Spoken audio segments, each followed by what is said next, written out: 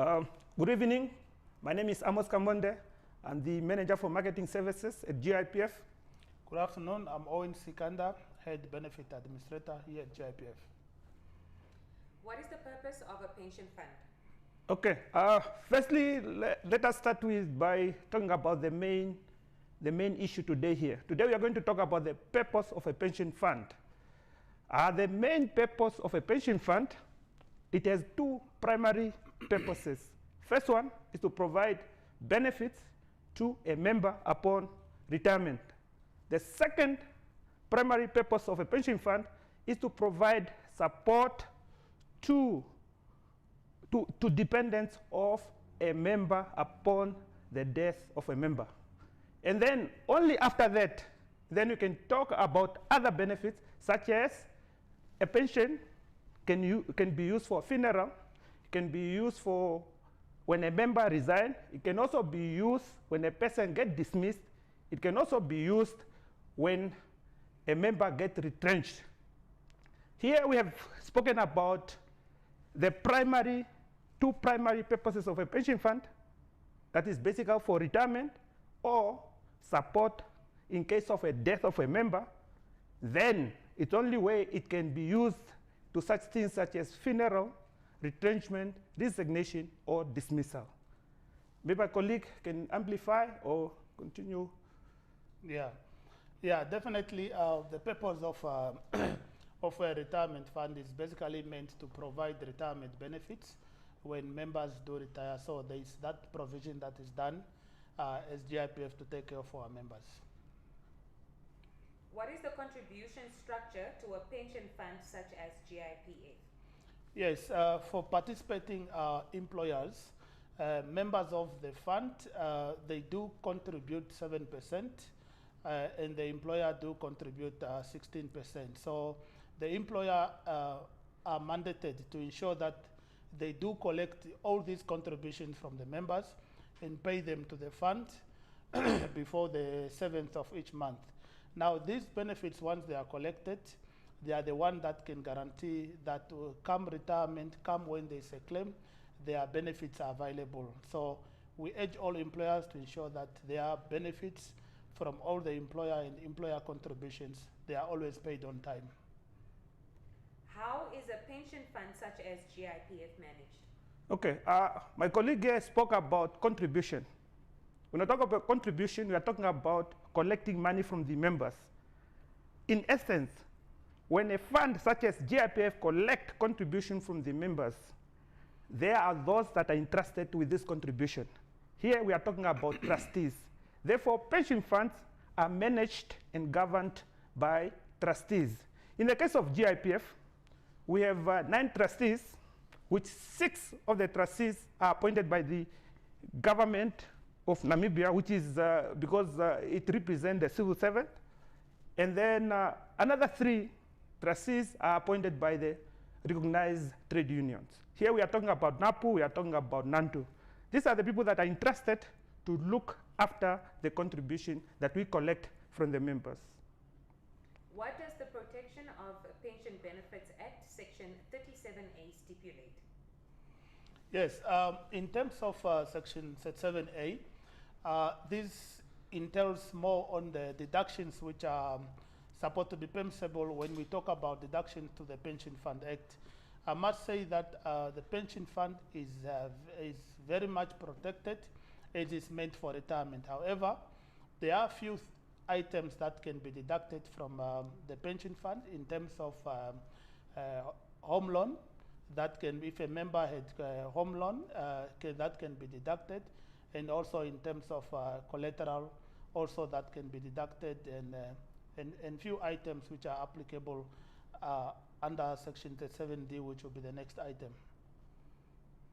What are the allowed deductions in Section 37D?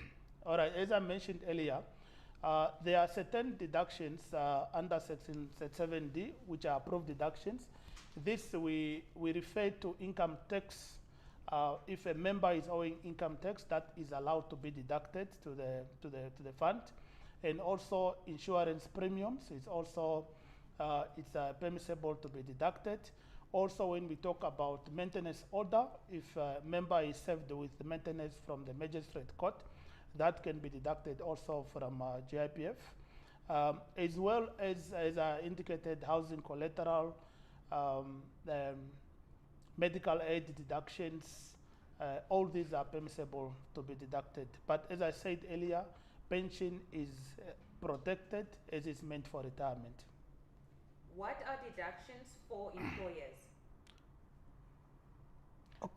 The deduction for employers, yes, employers as well, in case of any damages that an employee have caused to the employer, they can be able also to submit their claims to the fund, whereby if an employee maybe stole something through the theft, that they can also be deducted. In terms of fraud, also that can be deducted, or any dishonest that the employee have caused.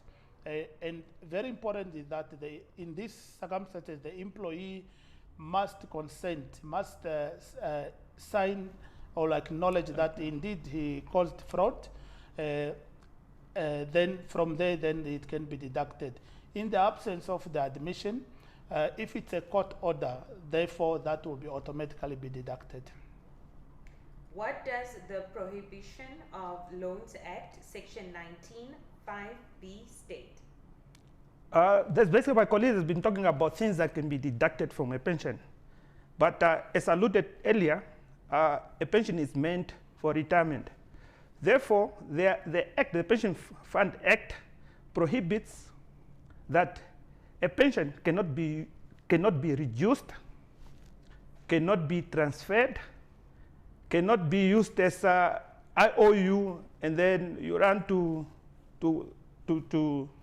your village headman, and then you want to attach my pension so that you can say I can pay you through with my pension. That's cannot be done. And also, a pension can also not be used as a judgment in the court that no, I owe you this much, therefore you must attach your pension. It's not permissible. What does the Housing Loans Section 19(5)(a) state? When we're talking about housing, I know this is a very hot topic and sensitive at the same time. There are two provisions that are made through a pension fund. The first one is we have what we call a mortgage-backed pension scheme, and then the next one is it's a pension-backed home loan. With a mortgage-backed, this basically means that if you want to build a house or you want to buy a house, we use the house as a collateral, in the sense that you get a loan to build a house or to buy a house, but your pension is not attached to that loan that you are getting to buy a house. And the second one that I talked about, the pension-backed, which we don't have as GIPF right now. We have the first one that I've alluded to. The pension-backed is the one that is backed by your pension. That basically means that when you get a loan to buy a house or to build a house, your pension is used as a backup. If you happen to default and you are not able to pay back that loan, therefore, your pension can be used to pay that loan back. But what I want to tell the public there is that there's no one that take or withdraw money from their pension. We have a public outcry there that says, people, we want to borrow from our pension so that we can go build our houses, or we want money from our pension to go buy, to buy or to build in villages. Colleagues, there's no one that take money from their pension to do what I alluded to. What you get is a loan, either backed by your pension, which, like I said, as GIPF right now, we don't have that vehicle, but you, with the vehicle that we have, the mortgage-backed housing loan that you get from, for example, in this case with us, with First Capital, that you get a loan that is not attached to your pension, but the loan that you are getting is backed by the property that you are buying. In essence, it's basically that it's saying that if you are not able to pay back that loan, therefore, the service provider should repossess the property that you have, but the service provider has no right to come and claim your pension. That I want to seriously, to categorically make it clear that members, I know a lot of our members are saying, no, I want to use my pension from GIPF through First Capital. What you get from First Capital, it's a loan that is backed by the mortgage or the property that you are buying. But there's no attachment of your pension at GIPF. The relationship that is there right now is that First Capital can only give loans to GIPF members only. Elaborate on the GIPF home loans. I think I've touched on that one. Maybe just to amplify it a bit, seriously, people must just understand the difference between the two. Right now, I have spoken about two ways of acquiring loans through housing scheme that are pension related, mortgaged or pension backed. The one that we have right now at GIPF is a mortgage backed. Oh, is there anything that maybe my colleague want to add? Yeah, I think just to say a little bit on the First Capital issue is just to advise members just to contact First Capital if you need to either build or buy a plot and so on. They will advise you on the process of application. Once you qualify, the qualifying amounts and where you qualify, possibly in proclaimed areas, then they will guide you through the whole process. Oh, okay. I also maybe just want to add, to touch a bit on the medical aid that, that is offered through the Ministry of Finance. Maybe we need to touch on it on the basis that GIPF, we don't offer medical aid. But what we do, we are a pay point. What needs to happen is that if a member is going on retirement, what they need to do is first they pay the 3 months in advance through their HR to Ministry of Finance. And then from there, they need to come to GIPF. They need to collect their income statement. They need to take those income statements to Ministry of Finance so that Ministry of Finance can give us a directive that we must start deducting the medical aid. Do you want maybe to add on that? Yeah, I think on the topic of medical aid, it's so important that at this stage we saw the list in the paper whereby a lot of people are affected. So what we really encourage the public out there, as Amos alluded to earlier, is to make sure that when upon retirement, maybe a month or so, because the provision, the application for medical aid, it gives 3 months. So within 3 months, after they've retired, they have to make sure they complete all the medical aid forms at the HR when they submit the benefit claims for GIPF. And then from there, once they've done that, with the 3-month payment, as Amos said, income statement, then at least they can be guaranteed. Definitely after retirement, our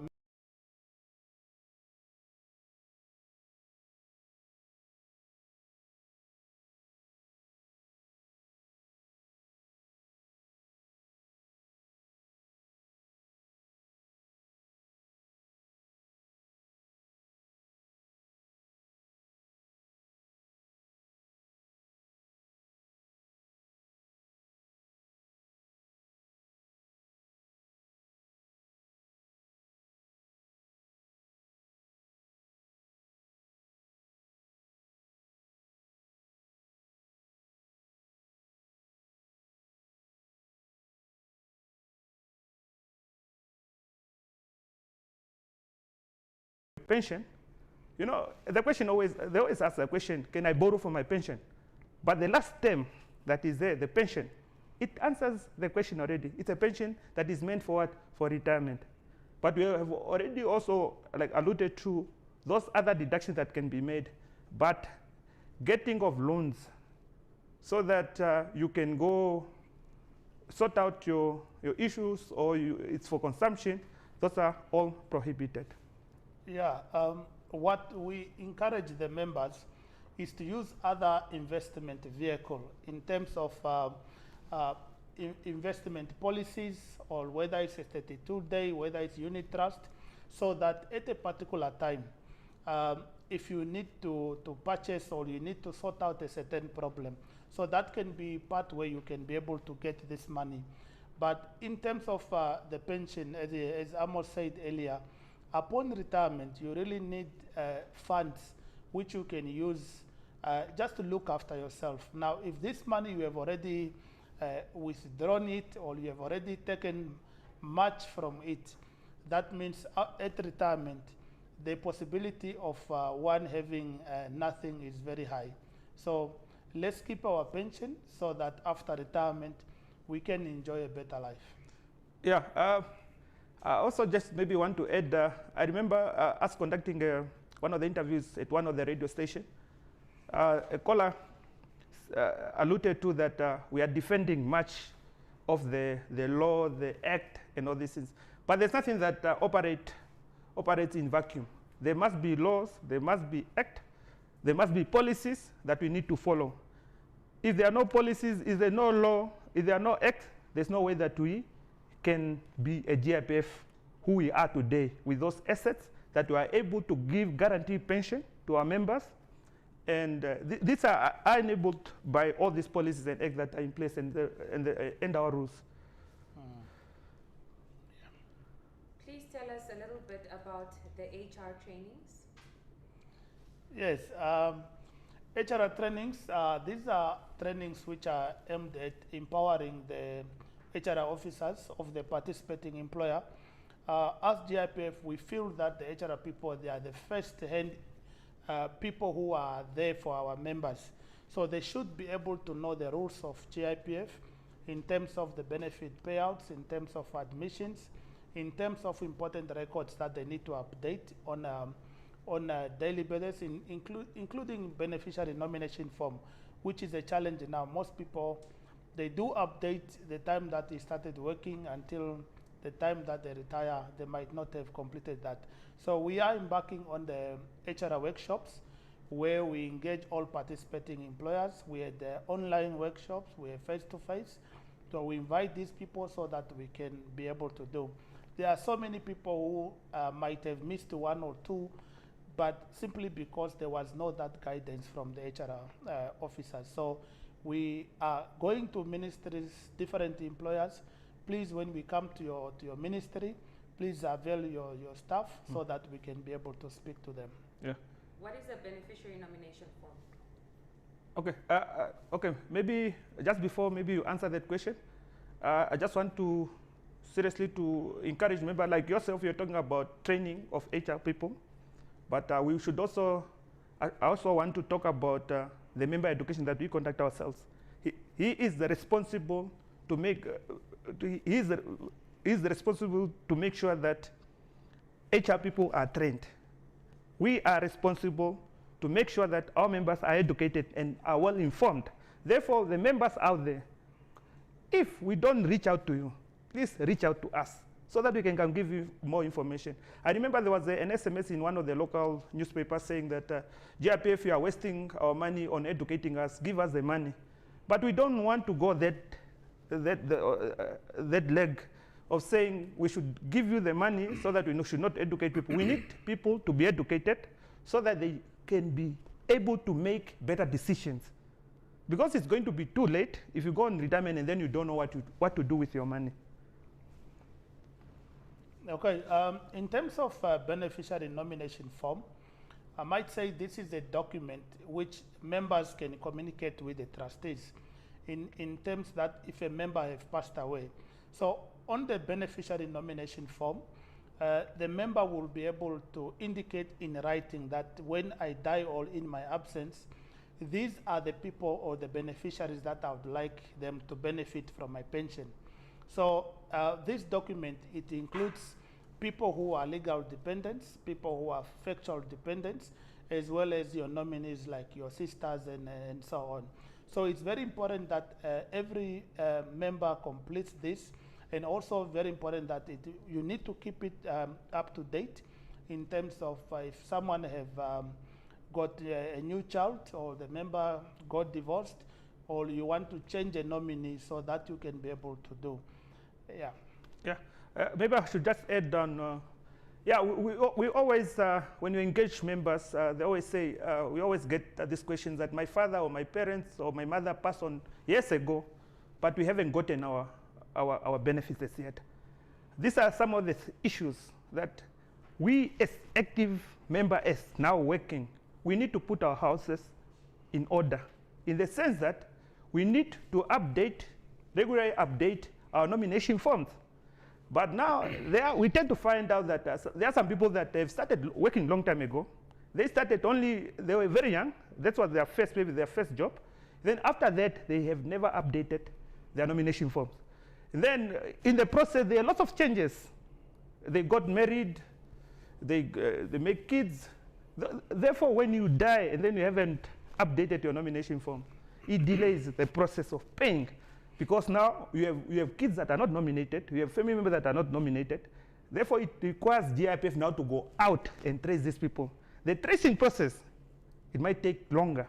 And then who is suffering is the people that we are leaving behind. Therefore, we're encouraging all our members to make sure that each and every year, or each and every time when there are changes in their lives, they need to update their nomination, beneficial nomination form.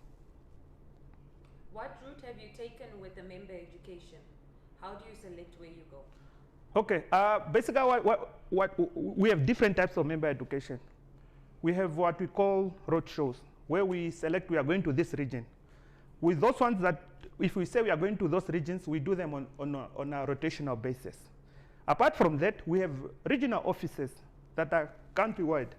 Those regional offices are responsible for making sure that they go out and give information. Therefore, there's no way that how should we determine where to go and whatsoever.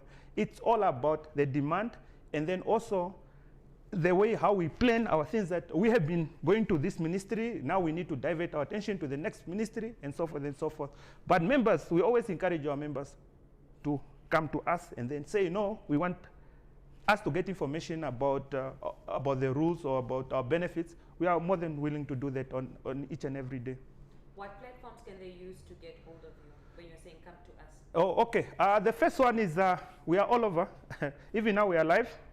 The members can seriously just now even ask us questions. The first one is the easiest one. Is just to take out your phone. You call us on. If you're in Windhoek, you can call 205-1111 or 205-1000. Another way of reaching us, we have an email address, info@gipf.com.na. And you can also go on our website. We have an amazing thing on our website, which we call a member portal, which most of the members, they don't utilize. But it's our services in front of them in wherever they are. When you go to our website is www.gipf.com.na. You check on the right-hand side. You find a place called the written member portal. What we want our members to do there, you just click on that. It will require you to register first. Once you register, you'll be able to always check your status. That's basically, I mean, you can check your benefit statement. You can check where you stand. You can even update your contact details. You can do a number of things. Therefore, we are encouraging our members to go on our website and make sure that they register online on that member portal. And another way also of reaching us when you are on the website, when you go at the bottom of the page, you will find a type of a form where you can even ask us a question or give us comments, and then you submit. It comes directly to us. And also, you get a telephone directory.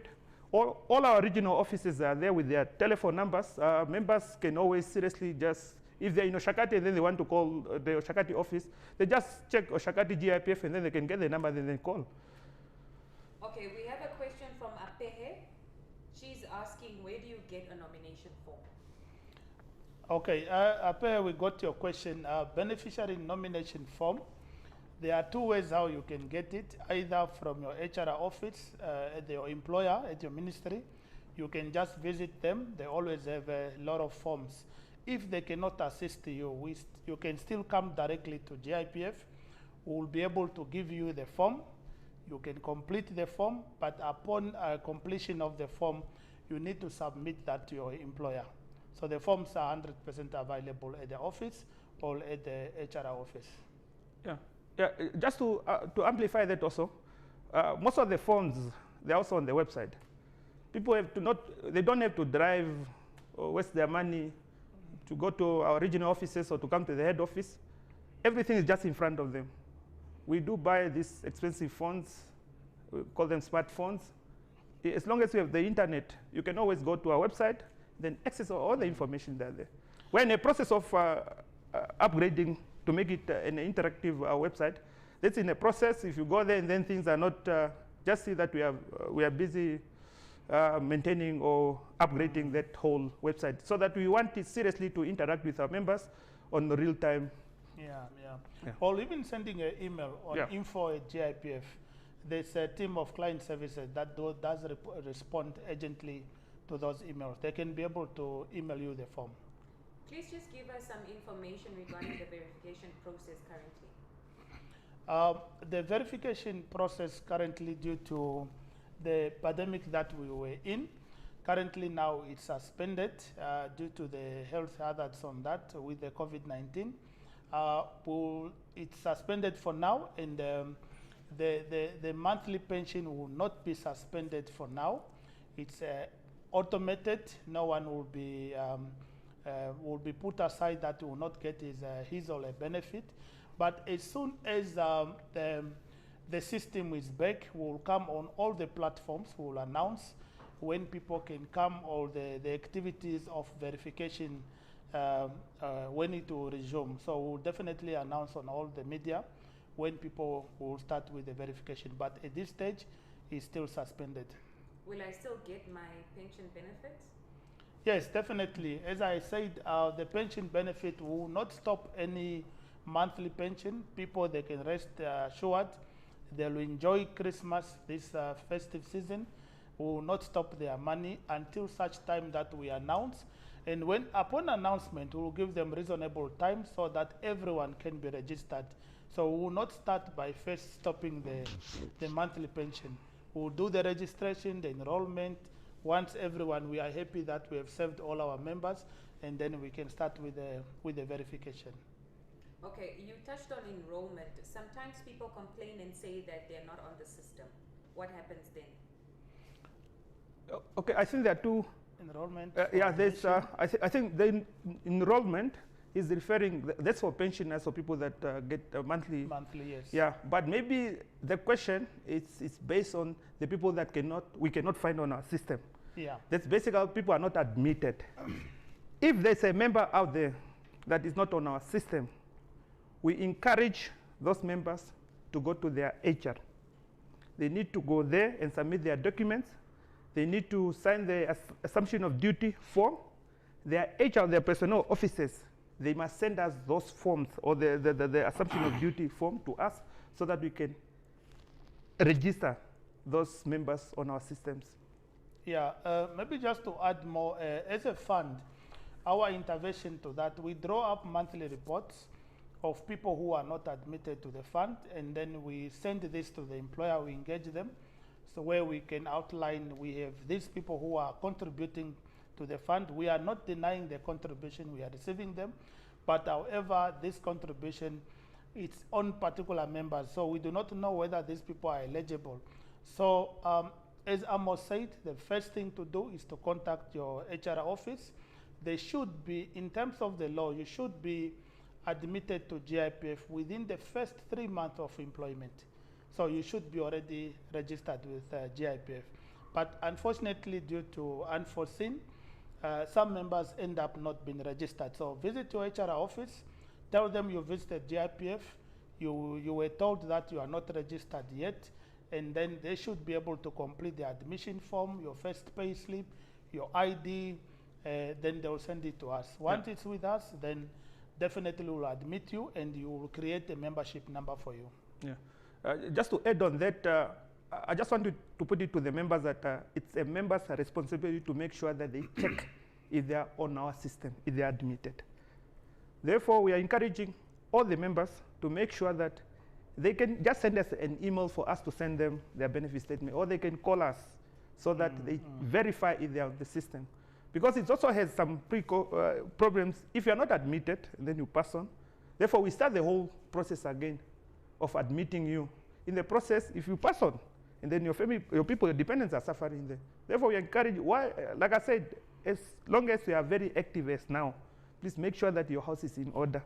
Because if you are normal, there's no one who is going to do all these things. It will be your family member and dependents that are going to suffer. Yeah. You've been tracing a lot of beneficiaries on social media and so on. What is the purpose of that? Yes, tracing dependents, we do it more often, especially in terms if the fund have received the death claims to pay benefits to the beneficiaries. Now, this is a result of incomplete or where members did not complete nomination form. You might find that there are certain kids who the family, they are telling you, we are aware of this person, we used to know that he's staying somewhere. And so sometimes people simply do not complete a nomination form. So meaning the fund does not know. We rely on information that is provided by the family. That's why we come out on radio or other media to say we are having this death claim for this member. If you are a child or you are a spouse or you are a nominee, please contact us. So it comes back to the importance of completing beneficiary nomination form. Because if you have a list of all your dependents, we really do not even need to look for them. But we have to do that because, as Amos used the word, the house is not in order. Can me as an individual join GIPF? Unfortunately, membership to GIPF is more for public servants and other participating employers. And normally for the participating employers, it's more in a group than an individual. For people who would like to join a pension fund individually, I think they can be able to do that through other funds, Sanlam, Old Mutual, to mention a few. Yeah, we have an in-house. Or Kuleni. Yeah, or they can join Kuleni. Yeah. Yeah.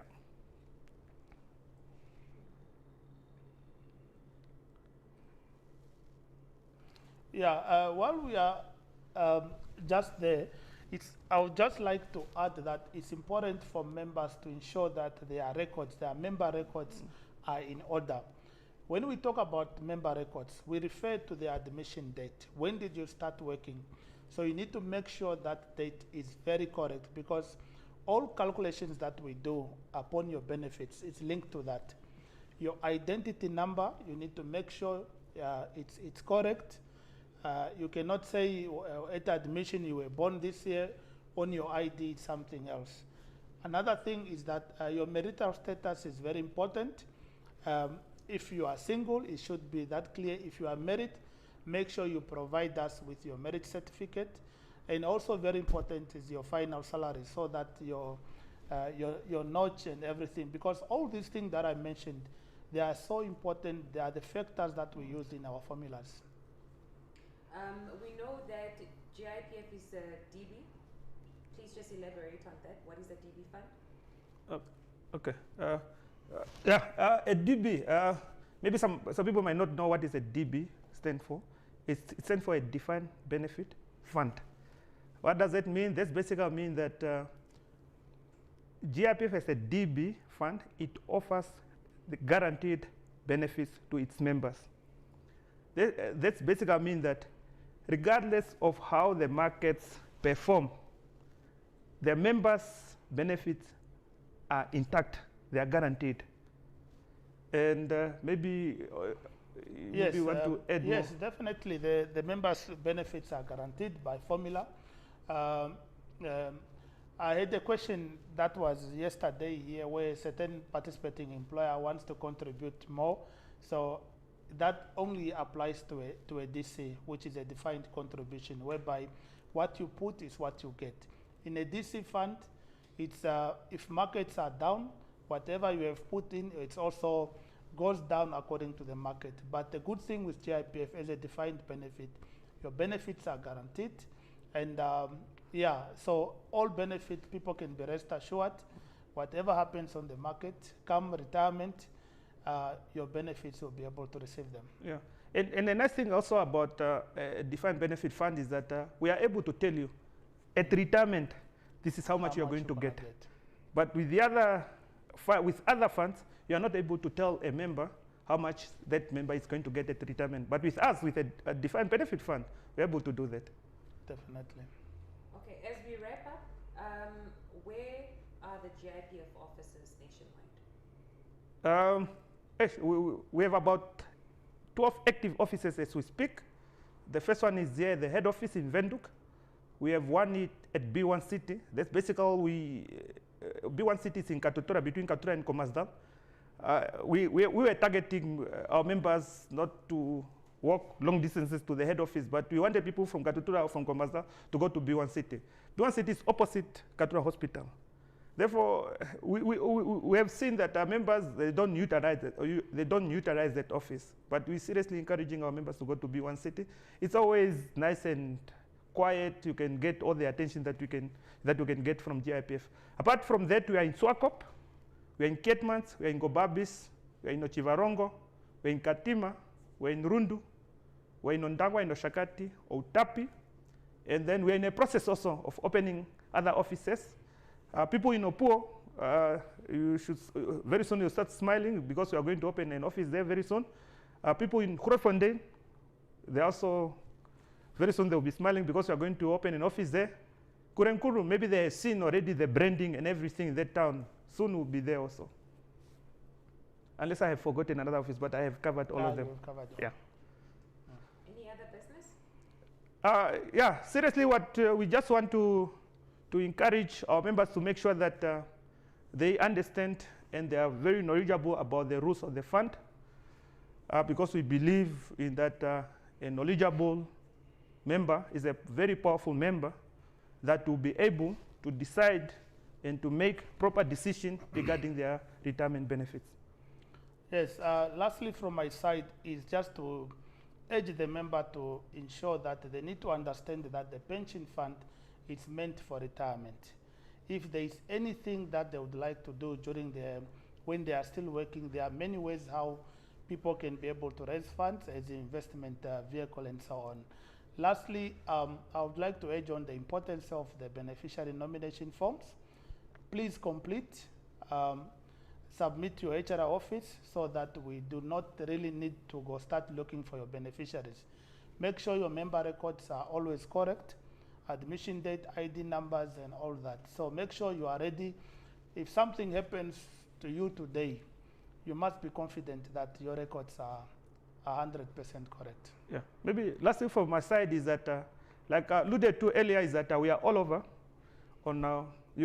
All members can reach us on all our social media pages. That's basically, we have a Facebook page, we have an Instagram page, we are on YouTube. We are also they can also contact us on our website. They can call us. Therefore, people should not always want to drive or to use their money for taxi to go to an office, while they can get services in the comfort of their own homes. What you can do on Facebook, if you have a question, you can always inbox us. Inboxes are there for such purposes. Even on Instagram, you can always send us a message, and then you can always reply. Therefore, you don't have to waste your money or to drive or to take a taxi. You can always ask those questions on those social media pages.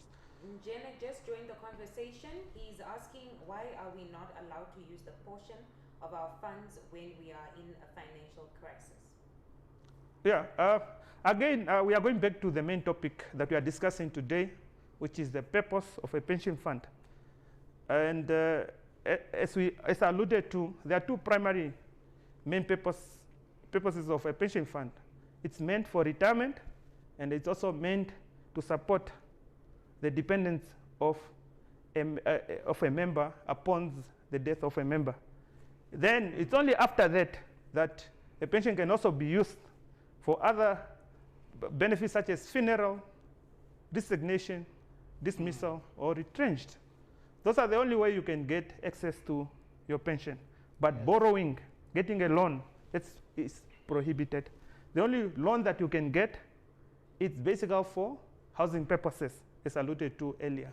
Yeah, maybe just to add something, practical, if pension, we allow that if I get into crisis, I have to run to GIPF to sort out. I'm looking at if someone has to work now for 30 years, how many crises do you get? And every time you get the crisis, I should be getting to my pension and go withdraw some. What will be left by the time I reach 60? Yeah. So that's why we ensure the employer is paying you on a monthly basis so that you can manage the crisis. However, yes, it's not enough, but there should be ways how we can try to overcome that. After retirement, the employer is not paying you a salary. Therefore, you rely on the pension so that you can maintain your life. Yeah. Yeah, maybe just to add, I love giving this example wherever I go, is the issue of the amount of money or percentage that we deduct from members. As alluded to by my colleague, we only take 7% of the member's pensionable salary. Therefore, a member has a 93% to make sure that those funds are utilized for other things. But the 7% plus the 16% that we get from the employer, those ones are meant for a person when you're on retirement. That's why I alluded to say, not even a single person in this world that can take from a pension. What they get is loans for housing purposes. Yes. Okay. Yeah, I think that was the last question that came through. We have concluded, unless my colleague want to say something. No, I think thank you very much to the public. Please make use of our offices. I'm Owen Sikanda with Amos from GIPF. Bye. See you very soon. To give you more information. Yeah, it's needed. Maybe they have learned. Maybe they have learned a bit today. Yeah.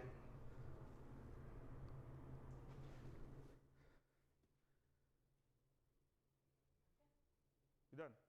Are we Okay. out? Yeah. Oh.